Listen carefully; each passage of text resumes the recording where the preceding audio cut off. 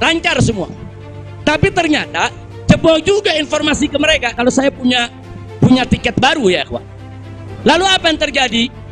Pesawat berangkat jam 7. Dari jam 11 siang saya sudah kirim orang untuk check-in. Jam 2 kita sudah full semua, kita sudah dapat check-in. Barang sudah masuk. Tiba-tiba jam 4 sore di airport dapat panggilan.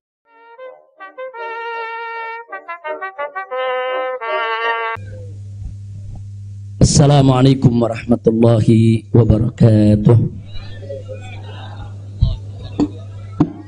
Bismillah walhamdulillah wassalatu wassalamu ala rasulillah wa ala alihi wa sahbihi wa mawalah. Ahiba'il kiram, usikum jami'a wa nafsi bi taqwallah wa bi ta'ati rasulillah sallallahu alaihi wasallam. Fa nas'alallah subhanahu wa ta'ala an yahdiyana ila siratihil mustaqim wa yaj'alana minal muttaqin wa yudkhilana jannatahu jannatan na'im, amin ya rabbal alamin. Segala puji kita panjatkan bagi Allah Jalla Jalaluh. Saya bersyukur sekali kepada Allah, sangat berbahagia pada hari ini akhirnya saya sekeluarga bisa kembali pulang ke rumah. Alhamdulillahirabbil alamin. Dan saya juga mengucapkan terima kasih secara khusus kepada pengurus Dewan Pimpinan Luar Negeri Front Pembela Islam Saudi Arabia. Beberapa pengurusnya ikut dengan saya pada hari ini. Mereka ikut mengawal dari Mekah, Jeddah sampai ke tempat ini. Di antara yang ikut ada Ustadz Abdul Hakim selaku sekretaris dari FPI Saudi. Kemudian ada juga Ustadz Son Haji, Ustadz Jazuli, Ustadz Ihsan. Kemudian juga ada Habib Abdullah Maulad Dawilah. Ditambah lagi Habib Abu Bakar Mugebel. Jumlah semua kami berangkat dari sana ada 18 orang. Alhamdulillah semua dimudahkan. Kita doakan mereka-mereka yang telah dengan setia menemani kita, membantu kita sehingga semua urusan menjadi lancar. Jazahumullahu khairal jaza. Nah, baiklah ya ikhwan, yang pertama ingin saya sampaikan di sini, saya sekeluarga selama tinggal di kota suci Makkah tidak ada kesulitan apapun. Jadi kita tidak ada kesulitan, kita tidak ada kesusahan, walaupun ada pihak lain yang mencoba untuk membuat saya sulit, membuat saya susah, tapi alhamdulillah tidak pernah berhasil. Wa yamkuruna wa yamkurullah wallahu khairul makirin. Jadi kalau saya malu sekali kalau saya harus katakan, oh di Mekah ini susah, kita diasingkan, kita dijauhkan. Enggak. Di Mekah nikmat, baladan aminan mubarakat. Kita mendapatkan kenikmatan di Mekah luar biasa. Di sini saya banyak kawan, sampai di Mekah saya dapat kawan juga tidak kalah banyaknya. Di sini kita punya jamaah, sampai di Mekah juga kita punya jamaah. Di sini kita punya pengajian, sampai di Mekah juga kita buka pengajian. Di sini kita punya gerakan dakwah, ternyata di Mekah juga kita buka gerakan dakwah. Jadi artinya nggak ada yang kurang. Bahkan sekali lagi kita katakan di Mekah ini tentu punya kelebihan yang luar biasa untuk ibadah 100.000 kali lipat ganjarannya. Sebetulnya kalau ingat 100.000 kali lipat kayaknya nggak mau pulang ya. Habib 100.000 kali lipat, begitu sampai Tamburan satu lagi nilainya. Nah, di Petamburan nilainya satu, kalau di Mekah nilainya 100.000. Laulal wajibat dakwiyah, kalau tidak ada kewajiban dakwah di negeri ini saya tidak akan tinggalkan Mekah. Kita cinta Mekah, Mekah luar biasa, satu negeri yang memang penuh keberkahan. Baladan aminan mubarakat. Jadi sekali lagi selama kita di Mekah, alhamdulillah. Kalaupun ada sedikit tantangan-tantangan, sedikit kesulitan-kesulitan, tapi semua itu bisa teratasi dengan mudah ya ikhwan. Nah baiklah. Kemudian yang perlu saya sampaikan juga ya ikhwan, di tempat ini kenapa muncul aneka ragam isyaat, yaitu isu-isu, gosip, rumor dan lain sebagainya. Katanya saya mau ditangkap lah, mau dideportasi lah, kemudian juga apa namanya overstay lah dan seterusnya. Jadi yang ingin saya sampaikan di sini, ya saya memang overstay pada awalnya. Jadi sebulan sebelum visa saya habis, saya waktu itu mendapat pencekalan, tidak boleh pulang. Nah, tapi pencekalan tersebut bukan karena melanggar aturan, bukan karena melanggar ketentuan keimigrasian, bukan. Jadi kalau ada mengatakan karena ada pelanggaran, ada pidana, bohong, saudara. Itu hoax, bahkan itu fitnah. Jadi saya dicekal li asbabin amniyah. Itu ditulis dalam surat cekalnya. Li asbabin amniyah, karena alasan keamanan. Nah, biasanya kalau alasannya melanggar di situ ditulis mukhalafatun nizam atau at-takhalluf anin nizam. Nah, itu namanya melanggar aturan. Nggak ada. Di dokumen saya tidak ada kalimat at-takhalluf anin nizam atau mukhalafatun qanun. Nggak ada. Yang ada adalah li asbabin amniyah, untuk alasan keamanan. Nah, tentunya saya tidak diam, saya terus melakukan lobby dengan pemerintah Saudi, dengan otoritas Saudi. Ini asbabun amniyah yang bagaimana maksudnya, kemudian kenapa saya tidak bisa keluar dan seterusnya. Ini terjadi pembicaraan yang cukup panjang ya ikhwan. Tapi memang mereka sendiri mengaku. Jadi saya ini di sana diperiksa oleh Badan Intelijen Saudi, saya diperiksa oleh Dewan Keamanan Saudi, saudara. Nah, belakangan, saudara, kenapa saya diperiksa? Mereka mendapatkan laporan sampah dari negeri ini ya. Jadi mereka bilang ini zubalah. Nahnu nahsul alal maklumat kadzibah. Kita mendapat informasi yang bohong. Bahkan mereka bilang zubalah itu sampah ya kawan. Informasi sampah tentang Anda. Jadi katanya saya ini buronan, melarikan diri, ada persoalan hukum yang saya hadapi. Saya ini katanya red notice. Kemudian ada lagi yang mengatakan kalau saya ini saudara orang politik yang selalu bikin keributan di mana-mana, nanti bahaya untuk keamanan Saudi.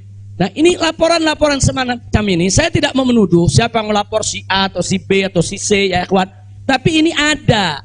Dan ini bukan laporan dari orang biasa. Kalau laporan dari orang biasa, saudara, nggak bakal dihiraukan oleh pemerintah Saudi. Ini tingkat negara. Ini bukan tingkat RT, bukan tingkat RW, ini tingkat negara. Negara Saudi mendapatkan laporan. Berarti yang memberikan laporan ini, saudara, ini tingkat tinggi juga. Nah, tapi ala kulli hal semua kita buktikan. Mereka bilang apa betul? Anda ini punya kasus hukum. Ada 2 kasus hukum, satu di Jakarta, satu di Bandung. Saya katakan kepada mereka, saya tidak punya kasus hukum. Mana buktinya? Saya punya SP3. SP3-nya saya terjemahkan ke dalam bahasa Arab. Kayaknya dalam sejarah nggak pernah ada SP3 diterjemahkan ke dalam bahasa Arab. Sebab kalau saya serahkan SP3, ya tentu kan polisi di sana nggak paham, intelijen di sana nggak paham apa isinya, apa maksudnya. Kita terjemahkan dalam bahasa Arab. Kita buat dokumen resmi, terjemah resmi. Jadi saya katakan tuduhan apa yang Anda dapat dari pemerintah Indonesia? Oh, Anda ini melarikan diri dari Jakarta karena ada kasus hukum. Saya tunjukkan, ini SP3. Silakan Anda baca. Begitu mereka baca, mereka kaget. Oh, ini kan hukum sudah selesai. Kenapa kok masih dilaporkan Anda tetap bersalah? Jadi pemerintah Saudi sendiri yang menilai ya. Nah, kemudian yang kedua, waktu kasus Bandung, saya bilang juga udah nggak ada perkara. Punya SP3, saya terjemahin lagi SP3-nya. Saudara. Nah, terakhir mereka bilang katanya Anda ini dikejar-kejar badan intelijen dari negara Anda. Saya bilang enggak, saya nggak punya persoalan dengan badan intelijen. Oh, tapi ini ada laporannya. Anda bisa buktikan kalau Anda tidak punya permasalahan dengan badan intelijen Indonesia? Punya. Loh, apa buktinya? Saya punya dokumen perjanjian antara saya dengan badan intelijen negara Indonesia. Saya terjemahkan lagi dalam bahasa Arab. Resmi di situ, saudara. Dan dokumen ini kan belum saya buka ke masyarakat ya ikhwan. Saya pikir nggak ada perlunya saya buka ya ikhwan, kecuali kalau darurat saya tunjukkan. Mereka kaget loh. Anda punya perjanjian begini bagus dengan negara, Anda tidak punya masalah. Kok dilaporkan macam-macam? Nah, ini yang jadi persoalan ya ikhwan. Ala kulli hal, singkat cerita, kalau saya cerita terlalu panjang, saudara, akhirnya pemerintah Saudi ini, otoritas yang berwenang di bidang ini, mereka justru akhirnya minta maaf. Mereka bilang nahnu natawarrat, nahnu ghaltan, kami salah, kami sudah melewati batas wewenang yang kami punya, kami minta maaf karena memang ini kesalahan dari informasi yang kami terima. Nah, jadi supaya Anda tahu, akhirnya mereka tidak mengganggu kita sama sekali. Bahkan terakhir bukan lagi persoalan bayang safar, jangan kita deportasi. Saya ditawarkan, Habib, Anda mau pulang besok ke Indonesia atau Anda mau tinggal di sini selamanya? Silakan. Maka itu pada malam Ahad, Sabtu malam Ahad, sebelum saya pulang, saya ke Riyadh, saya diundang resmi ke Riyadh. Saya diundang resmi ke Riyadh, saya ketemu petinggi di sana ya kawan. Mereka tawarkan, mau tinggal di sini, kita berikan iqamah, kita berikan izin tinggal, mau seumur hidup pun boleh. Silakan Anda memutuskan. Enggak, saya enggak punya persoalan sama pemerintah Saudi, ya kawan. Jadi bohong kalau ada yang bilang saya punya persoalan. Jadi makanya kalau pejabat tuh jangan sembarang bicara. Kalau mau bicara tuh mesti punya data dong. Masa pejabat bicara nggak pakai data? Kalau nggak pakai data, pedagang kopi di warung-warung, ya kan dagang kopi di warung nggak pakai data. Ada kopinya seduh, pakai gula, selesai kasih. Kira-kira jelas gak? Ini kalau pejabat tingkat negara harus punya data ya kawan, nggak sembarangan. Tapi baiklah, kita bagian akhir. Jadi begitu mereka sudah tahu itu semua, semula saya mau dibikinkan bayan safar. Bayan safar itu exit permit, saudara. Nah, bayan safar itu ada dua. Ada izin keluar Saudi, saudara, karena orang melakukan pelanggaran.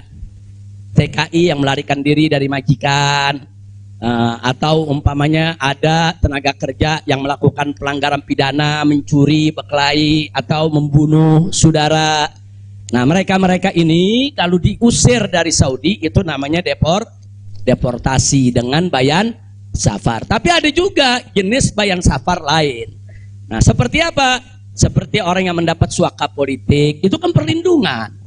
Atau seperti orang yang dicekal politik, seperti yang saya alami, itu bukan pidana.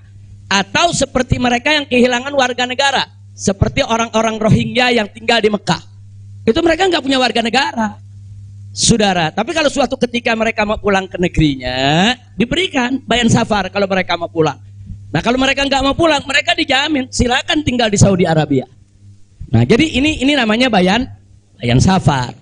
Tapi ternyata terakhir karena mereka menyadari saya tidak bersalah, ini yang menarik ya. Mereka sendiri yang mengatakan, ya Syekh, Anda tidak layak untuk dapat bayan safar. Karena kalau Anda dapat bayan safar, nanti catatan overstay-nya itu nggak hilang. Nah, jadi dalam dokumen keimigrasian kan ada overstay, itu nggak hilang.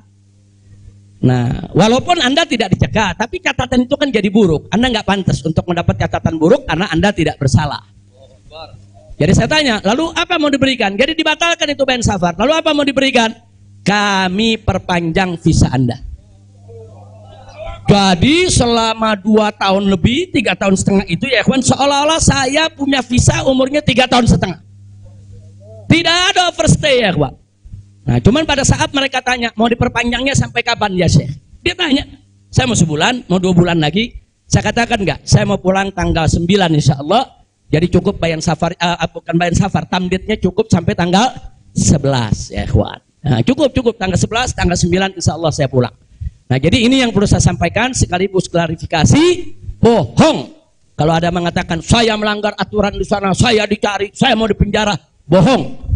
Nah, dan saya sesalkan kalau kalimat-kalimat semacam itu keluar dari mulut pejabat ya kawan. Kira-kira jelas tidak? Paham semua? Baik. Nah, ternyata upaya mereka menggagalkan saya pulang, saudara, nggak berhenti sampai di situ. Nah, ada yang menarik, saudara. Saya sudah beli tiket, sudah pesan penerbangan tanggal 9. Tiba-tiba dari Indonesia ini ada yang membuat email atas nama saya. Namanya Habib Muhammad Rizik Syihab.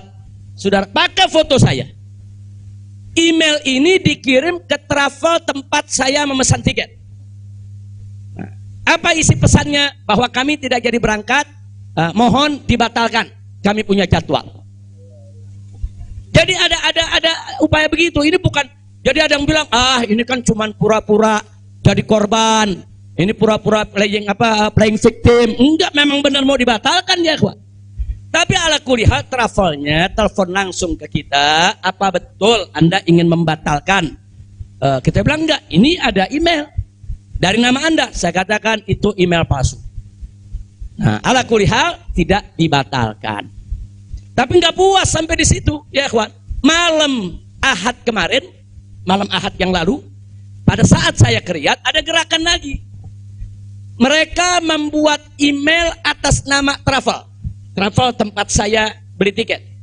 Nah, travel ini kan ngambil tiketnya ke bagian marketing. Saudi ya ikhwan. Ternyata kursi Saudi itu sudah diborong oleh marketing di Turki, di Istanbul.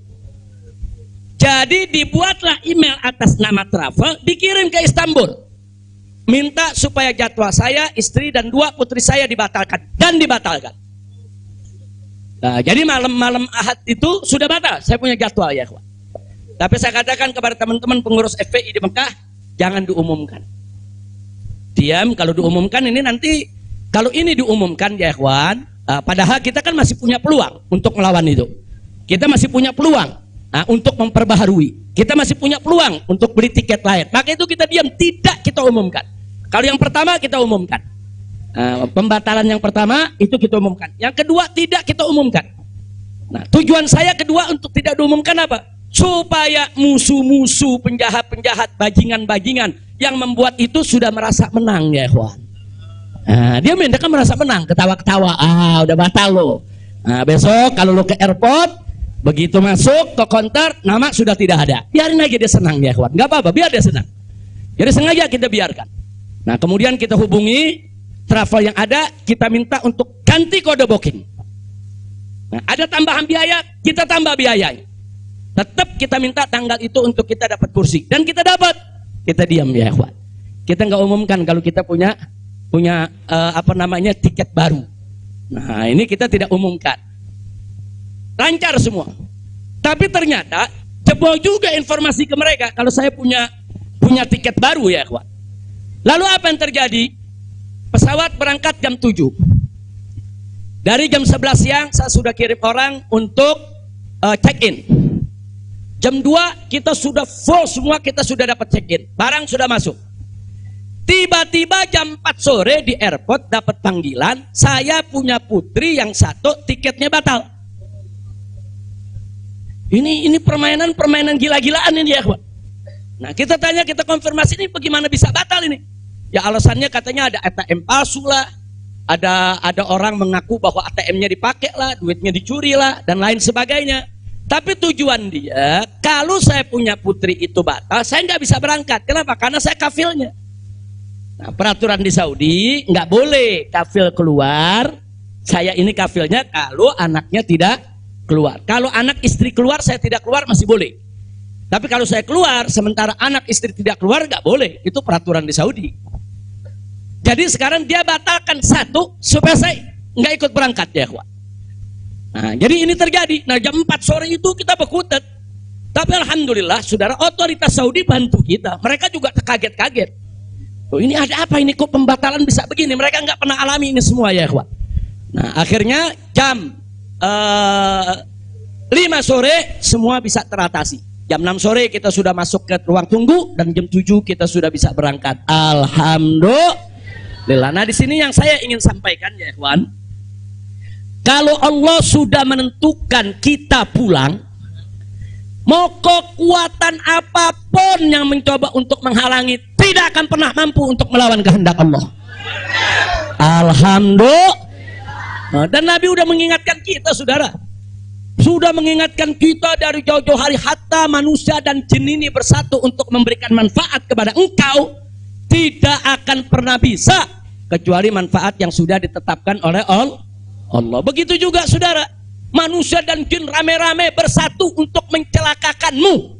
Saudara, tidak akan pernah kamu bisa celaka kecuali sesuatu yang sudah ditetapkan oleh Allah. Maka itu saya mengajak semua di sini belajar dari ini semua. Saudara, dekatkan diri kepada Allah, tingkatkan tawakal kita, jangan takut dengan orang-orang yang ingin berbuat jahat kepada kita semua. Nggak usah khawatir. Wa yamkuruna wa yamkurullah wallahu khairul. Makin tancapkan dalam diri kita la haula wala quwwata illa billahil aliyil azim. Tancapkan itu ya kawan. Jangan pernah takut. Nah, buktinya akhirnya kita bisa pulang. Alhamdulillah. Hada min fadli rabbi liyabluwani ashkur am akfur ya kawan. Dan memang kemarin itu pada saat saya ke imigrasi Saudi, mereka juga bingung. Karena ini bukan urusan imigrasi, tapi ini otoritas keamanan nasional Saudi. Mereka bilang nggak pernah ada orang pakai bisa ziarah orang asing, bisa hidup 3,5 tahun di Saudi tanpa denda, tanpa blacklist. Nah, ini semua karunia dari Allah. Jadi tidak benar kalau kita di sana kesulitan, kesusahan, nggak. Kita di sana senang, kita di sana bahagia, bahkan sedih sekali kita tinggalkan Mekah kalau tidak ada kewajiban dakwah di sini. Sekali lagi saya katakan, saya tidak ingin meninggalkan Mekah. Di Mekah semua Allah ganti, lebih indah yang Allah ganti ya kawan. Saya di sana rezeki mengalir terus, makan, minum semua serba berkecukupan, dikit Allah tidak kurangi. Bahkan apa yang kita dapatkan di sana jauh lebih nikmat, lebih berkah ketimbang sebelum saya ke kota suci Makkah. Jadi sekali lagi, alhamdulillah, kalau kita berjuang di jalan Allah, percayalah Allah tidak akan pernah meninggalkan kita.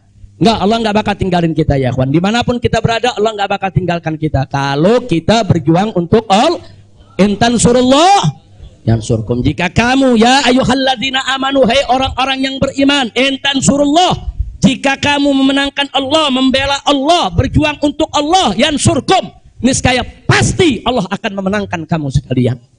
Jadi jangan takut. Allah dengan caranya Allah punya kemauan ya kawan. Allah akan selamatkan kita, Allah akan lindungi kita, Allah akan beri keberkahan kepada kita. Dan selama di Mekah, alhamdulillah, saya juga sudah menyelesaikan yaitu disertasi doktor saya sebanyak 1000 halaman ya kawan, dalam bahasa Arab. Alhamdulillah semua berkah. Dan saya punya putri juga yang tinggal di Mekah, akhirnya punya kesempatan menghafal Al-Quran. Akhirnya mereka sudah lebih dari 10 juz hafal Al-Quran. Ini semua yang di sini kita nggak dapat, di Mekah kita dapat. Alhamdulillah, setiap tahun kita bisa melaksanakan ibadah haji, setiap minggu kita bisa melaksanakan ibadah umroh, kita bisa iktikaf di masjid bebas. Saya bisa ke Madinah, ke Jeddah, ke Taif, ziarah kemana-mana tempat, tidak pernah dilarang oleh otoritas Saudi. Jadi sekali lagi saya tandaskan, kalau ada mengatakan di sana saya nih kriminal, melanggar hukum, berurusan dengan hukum Saudi, bohong. Nah, begitu sekali lagi lewat forum ini saya ingin sampaikan terima kasih kepada pemerintah Saudi. Saya sampaikan terima kasih kepada pemerintah Saudi dan apresiasi yang tinggi, di mana selama keberadaan saya 3,5 tahun di sana, mereka telah memperlakukan saya secara baik. Kemudian mereka telah memberikan segala kemudahan. Jazahumullahu khairal jaza. Ya, kita yang baik kita apresiasi, yang tidak baik kita kritisi. Nah, jadi kalau ada mengatakan Habib kok terima kasihnya sama pemerintah Saudi aja, pemerintah Indonesia bagaimana? Ya baik dulu dong. Kalau baik nanti kita terima kasih. Kira-kira betul gak? Betul gak? Kalau pemerintah baik wajib gak terima kasih? Wajib, kita apresiasi. Kok Habib belum terima kasih? Ya belum baik. Tunggu baik dulu. Kalau baik kita terima kasih. Kayak kemarin Pak Mahfud mengumumkan yang mau jemput silakan. Nah, baik gak tuh? Kita terima kasih. Terima kasih Pak Mahfud. Umat akhirnya diizinkan untuk menjemput. Alhamdulillah. Tapi pada saat Pak Mahfud bilang Habib Rizik ini deportasi kriminal, itu baik apa enggak? Enggak terima kasih. Jadi kita objektif aja. Yang baik kita terima kasih, yang enggak baik kita luruskan. Insya Allah. Nah, ini yang saya mau sampaikan semua. Jadi tenang-tenang saja, biarkan nanti beri kesempatan saya supaya istirahat dulu. Ya ikhwan, insya Allah nanti kita dakwah lagi, kita keliling lagi, bikin pengajian lagi.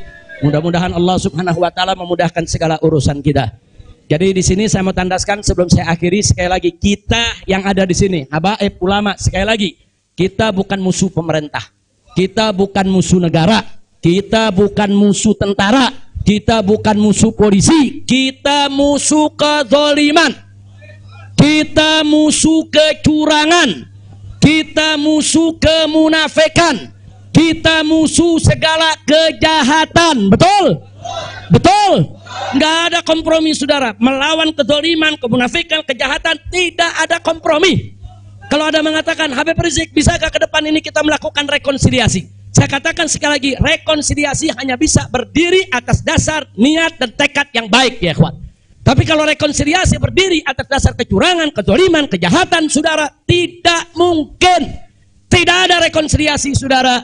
Tidak ada rekonsiliasi saudara kalau kedoliman dibiarkan. Kira-kira jelas tidak? Takbir. Nah, jadi selama pemerintah baik, kita akan apresiasi, kita akan terima kasih. Tapi kalau mereka membuat aturan-aturan yang merugikan rakyat, yang merusak agama saudara, yang menghancurkan akhlak, wajib untuk kita lawan. Tidak boleh kita diam ya ikhwan. Takbir. Takbir. Siap revolusi akhlak? Sallu ala nabi. Itu yang saya mau sampaikan. Jadi sekali lagi, jadi jangan nanti dipelintir-pelintir. Kita ini musuh negara lah, musuh pemerintah lah, musuh menteri. Enggak ada. Loh, kita enggak bersaing untuk nyari jabatan kok ya ikhwan. Enggak, kita enggak nyari jabatan. Kita bukan orang partai, kita bukan pejabat, kita bukan anggota DPR. Enggak, kita hanya menginginkan negara ini baik. Nah, ayo kita hijrah minad dzulumati ilan nur. Kita hijrah minal maksiyah ilat ta'ah. Kita hijrah minal khabith ilat thayyib. Kita hijrah dong minas sayyiat ilal hasanat. Kita hijrah ya ikhwan. Nah, yang ada di sini pun juga wajib melakukan revolusi akhlak. Bagaimana revolusi akhlak? Kalau akhlak kita kemarin kurang baik, ayo kita perbaiki ke depan. Kalau akhlak kita kemarin alhamdulillah sudah baik, ayo kita tingkatkan lagi agar akhlak kita lebih baik. Insya Allah. Ini dengar kata revolusi, wah udah kalang kabut lagi ya. Revolusi. Revolusi itu perubahan drastis. Revolusi itu maknanya perubahan drastis dan mendasar. Nah, jadi kalau perubahan drastis itu kemarin masih tukang bohong, hari ini langsung drastis, dia nggak mau bohong lagi. Nah itu namanya revolusi. Tapi kalau kemarin tukang bohong, sekarang yang ngebohongnya dikurangin dikit-dikit, itu bukan revolusi. Nah, kalau ngebohongnya dikurangin dikit-dikit bukan revolusi. Itu langsung. Kemarin nggak sholat, saudara, mulai hari ini sholat dan seterusnya, itu namanya revolusi. Nah kemarin suka ngebohong, nah, tahu-tahu sekarang tidak mau ngebohong lagi, itu revolusi. Kira-kira jelas gak? Jadi revolusi itu perubahan drastis dan mendasar. Jadi jangan pikir revolusi itu pakai senjata, bunuh-bunuhan, potong-potongan. Siapa yang bilang begitu ya ikhwan? Nah, lalu kenapa dipilih kata revolusi akhlak? Kenapa bukan revolusi moral, revolusi budi pekerti, revolusi mental? Saudara, karena kata akhlak itulah yang dipakai oleh Nabi kita Muhammad Sallallahu Alaihi Wasallam. Nggak ada kata yang lebih baik kita pilih kecuali kata yang digunakan oleh Nabi Muhammad Sallallahu Alaihi Wasallam. Kalau kita mau tahu siapa itu bapak revolusi akhlak di dunia, ya Nabi kita. Nabi kita itu pejuang revolusi akhlak. Nabi kita itu pahlawan revolusi akhlak. Nabi kita itu saudara yang meletakkan dasar-dasar revolusi akhlak. Sebagaimana Nabi sabdakan dalam hadisnya, innama bu'itsu liutammima makarimal akhlak. Nah, jadi karena Nabi yang menggunakan kata akhlak, ya kita lebih suka pakai istilah akhlak. Kenapa nggak pakai mental? Karena kata mental dipakai sama Karl Marx. Ya, Karl Marx yang pakai, gembongnya komunis, makanya saya nggak mau pakai ya kawan. Kecuali kalau Nabi pakai kata mental, ya saya pakai mental. Kalau Nabi pakai kata budi pekerti, saya pakai budi pekerti. Nabi pakai kata apa? Akhlak. Berarti kita perlu pakai kata apa? Siapa suri tauladan kita? Siapa contoh kita? Sallu ala nabi. Allahumma shalli wa sallim alaihi. Kira-kira jelas gak? Paham semua? Alhamdulillah. Saya pikir itu yang bisa saya sampaikan. Terima kasih banyak. Jangan semua diborong di sini. Nah, kan kita masih mau ceramah di mana-mana. Insya tuh, Bandung udah main pesen aja, Beb, di Bandung, Beb. Nah, insya Allah nanti kita ke Bandung, kita ke Madura, kita ke Lombok, kita ke Aceh, kita ke Pontianak. Kita akan keliling semua untuk terus melanjutkan dakwah. Ustadz Maher, Medan, sallu ala nabi. Alhamdulillah ada Ustadz Maher di belakang. Ustadz Maher mestinya duduk di depan, Ustadz. Ta'al. Lampung, insya Allah. Palembang, insya Allah. Nah, ini Habib Hamid bilang jangan jauh-jauh dulu Pondok Rangon Jakarta. Al-Jiran Ahak katanya. Khair insyaallah kita lihat, mudah-mudahan saya sehat walafiat. Dan tadi saya minta maaf, ada sempat kecapean kita. Akhirnya saya turun, saya nggak bisa lagi berdiri. Sempat tidur 10 menit itu di bawah, nggak kuat karena dehidrasi. Itu terlalu haus, terlalu capek ya kawan. Tapi alhamdulillah setelah 10-15 menit kita bisa berdiri lagi. Alhamdulillah. Nah itu saja yang bisa saya sampaikan. Jazakumullah khairan jazak. Hanif bawain ke sini.